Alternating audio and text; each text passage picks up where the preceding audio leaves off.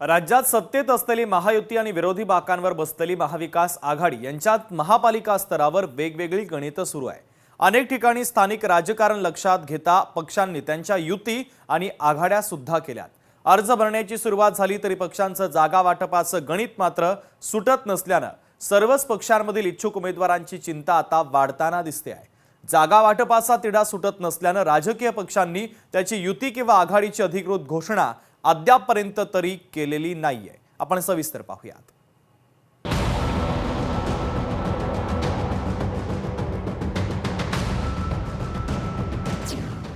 युती आघाडीचं ठरलं, जागा वाटपाचं अडलं। मुंबई ठाण्यात महायुती ठाकरे बंधूंचं ठरेना। पुण्यातील समीकरण दोन्ही पवारांच्या भूमिकेवर ठरणार। स्वबळाची घोषणा करणाऱ्या काँग्रेसची यादीही अडकली। मुंबई महानगरपालिकेसाठी भाजप आणि शिवसेनेच्या अद्यापही बैठका सुरू आहेत। त्याचा जागा वाटपाचा फॉर्म्युला ठरत नाहीये।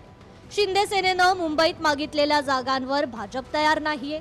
त्यावर भाजपच्या नेते मंडळींनी चर्चेतून मार्ग काढू असं सांगत जागांमध्ये काटछाट करण्याची किंवा अदलाबदल करण्याची रणनीती अवलंबली आहे। शिंदे सेना आपलं महत्त्व कमी करण्यास तयार नाहीये, तर जागांची संख्या आणि जागांची अदलाबदल याचा तिढा दोन्ही पक्षांकडून सुटत नाही। नेते मंडळी सारे सुरळीत असल्याचं सांगत असले तरी कार्यकर्त्यांची मात्र धाकधूक वाढलेली आहे। आमचे अध्यक्ष रवींद्र चव्हाणजी, एकनाथ शिंदेजी आपसात बसून त्या ठिकाणी प्रश्न सोडवतात आहे। देवेंद्रजी एकनाथ शिंदेशी रोज बसतात आहे। त्यामुळे आपल्याला कसं वाटतं आहे बाहेरून की बाबा आमची युती होणार नाही आहे, आमच्या युतीमध्ये त्या ठिकाणी काही भानगड आहे। मी नागपूरच्या अधिवेशनात सांगितलं आपल्याला की महायुतीचे संकेत देण्यात आले आहे आणि महाराष्ट्रभर महायुती होणार आहे। देशाची आर्थिक सत्ता असलेल्या मुंबई महापालिकेचा तिढा कोणत्याच पक्षांचा सुटलेला नाहीये। मुंबईत ठाकरे बंधूंची युती होऊन 2 दिवस झाले, मात्र त्यांचंही जागा वाटपाचं गणित अडलेलंच आहे। कोणत्या पालिकेत ठाकरे युतीतील कोणता पक्ष किती जागा लढवणार याबाबतचा तपशील अद्याप गुलदस्त्यात ठेवण्यात आलाय। जागा वाटपाबाबत दोन्ही पक्षांकडून समान उमेदवारी देण्यात येणार असल्याचं राज ठाकरेंनी सांगितलं असलं तरी हा सस्पेन्स अद्याप कायम आहे। जे निवडणुका लढवणार आहेत त्या लढवणाऱ्या सर्व उमेदवारांना दोन्ही पक्षांकडनं उमेदवारी दिली जाईल। ती कधी भरायची, केव्हा भरायची ते आपल्याला कळवलं जाईल।